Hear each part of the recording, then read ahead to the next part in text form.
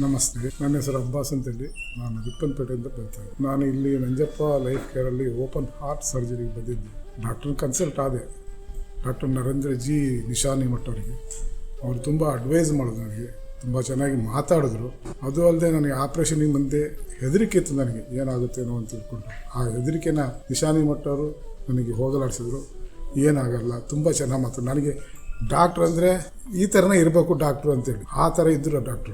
ನನಗೆ ತುಂಬ ಖುಷಿ. ನಾನು ಬೇಡ ಅಂತಲೇ ಬಂದನು. ಅವರು ನೋಡಿದ ಮೇಲೆ ನನಗೆ ಡಾಕ್ಟ್ರು ಇವರೇ ಡಾಕ್ಟ್ರು, ಇವ್ರ ಹತ್ರನೇ ಆಪ್ರೇಷನ್ ಮಾಡಿಸ್ಬೇಕು ಅಂತ ನನಗೆ ಮನಸ್ಸಾಯಿತು. ಆಮೇಲೆ ಮತ್ತೆ ಡಾಕ್ಟ್ರು ಅಡ್ವೈಸ್ ಮಾಡಿದ್ರು.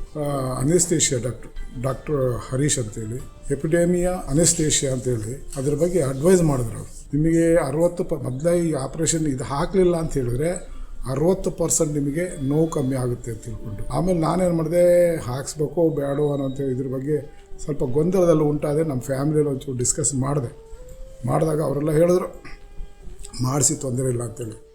ನಾನು ಮಾಡಿಸಿದ ಮೇಲೆ ಗೊತ್ತಾಯ್ತು ನನಗೆ. ಅದು ನನಗೆ ಆಪ್ರೇಷನ್ ಆಗಿದ್ದೇ ನನಗೆ ಗೊತ್ತಾಗಿಲ್ಲ.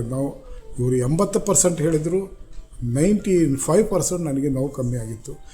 ಇದನ್ನು ಮಾತ್ರ ಯಾವುದೇ ಓಪನ್ ಹಾರ್ಟ್ ಸರ್ಜರಿ ಖಂಡಿತವಾಗಿ ಹಾಕಿಸಿ, ತುಂಬ ಒಳ್ಳೆಯದಾಗುತ್ತೆ. ನಿಮಗೆ ನೋವಂತೂ ಒಂದು ಚೂರು ಗೊತ್ತಾಗಲ್ಲ.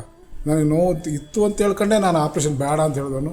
ಇದು ಹಾಕಿದ ಮೇಲೆ ಗೊತ್ತಾಯಿತು, ಯಾರೇ ಹಾಕ್ಸ್ಕೊಳ್ಳಿ, ಆಪ್ರೇಷನ್ ಮಾಡಿಸ್ಕೊಳ್ಳೋರು ತುಂಬ ಒಳ್ಳೆಯದಾಗುತ್ತೆ. ದೇವರು ಒಳ್ಳೇದು ಮಾಡಲಿ.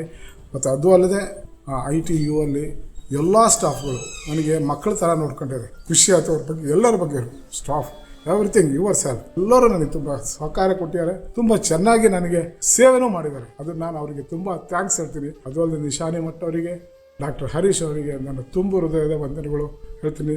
ಇದನ್ನು ಹಾಕಿಸಿ, ದಯವಿಟ್ಟು ಹಾಕಿಸಿ. ಯಾರೇ ಆಗಲಿ ಓಪನ್ ಹಾರ್ಟ್ ಸರ್ಜರಿ ಮಾಡೋರು ಈ ಹರೀಶ್ ಅವರ ಮಾತು ಕೇಳಿ ಒಳ್ಳೆ ಮಾತಾಡ್ತಾರೆ, ಒಳ್ಳೆ ಅಡ್ವೈಸ್ ಮಾಡ್ತಾರೆ. ತುಂಬ ತುಂಬ ತುಂಬ ತುಂಬ ಧನ್ಯವಾದಗಳು ಅವರಿಗೆ.